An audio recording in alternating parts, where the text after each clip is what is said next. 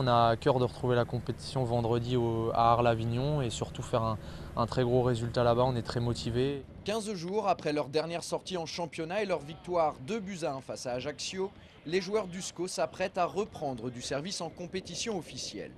Demain soir, les protégés de Jean-Louis Garcia affrontent Arles-Avignon pour le compte de la 6e journée de Ligue 2. Un déplacement sur lequel les Angevins fondent beaucoup d'espoir. Ils espèrent poursuivre sur la dynamique de leur succès face aux Corses en signant une première victoire à l'extérieur cette saison.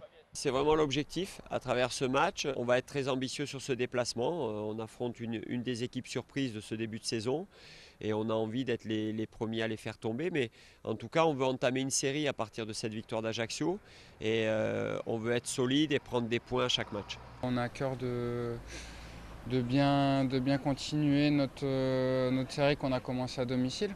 Donc ce serait intéressant pour nous de prendre ces points à l'extérieur. Pour ramener les 3 points de ce voyage dans le Vaucluse, les Angevins comptent s'appuyer sur les 2 semaines de coupure dont ils ont bénéficié en raison de la trêve internationale. Durant cette période, ils ont à la fois pu régénérer leurs organismes et travailler dans un climat de relative sérénité grâce à leurs résultats positifs contre Ajaccio. C'est ce que nous explique Jean-Daniel Padovani. On sent qu'on a bien récupéré.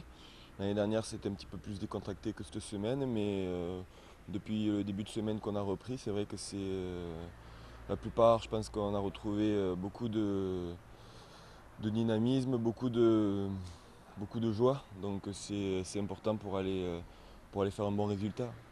Seul problème, Arles-Avignon fait partie des formations en forme du moment.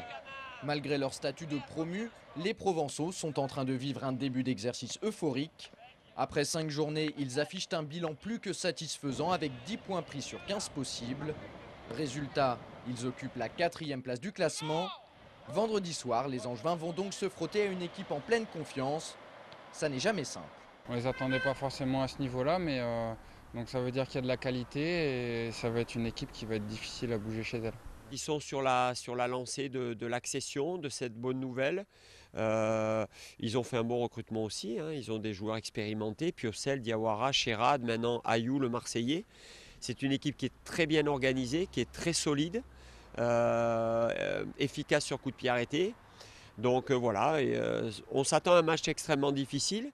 Cette rencontre, Jean-Louis Garcia pourrait l'aborder dans un schéma tactique différent de celui qu'il a utilisé depuis la reprise. En tout cas, c'est la tendance la plus probable au vu de la séance d'entraînement de ce matin.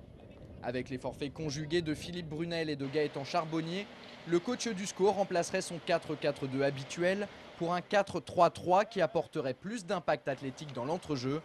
Si Jean-Louis Garcia met en place ce système, le 11 de départ d'Angers pourrait ressembler à celui-ci. Jean-Daniel Padovani dans les buts, en défense de gauche à droite Karim Djelabi, Malik Couturier, Thomas Mieniel et Martin Fall. Au milieu, Michael Stéphane devrait être associé à Olivier Auriac et Prince Onyangé. Sur le côté gauche, Sébastien Renoir prendrait la place de Philippe Brunel. Charles Diers et Emmanuel Bourgault seraient alors en balance pour animer le côté droit. Devant, pas de surprise, Anthony Modeste serait préféré à Youssef Hannan. Avant de se quitter, on jette un coup d'œil au classement. Le SCO est actuellement 9e avec 7 points.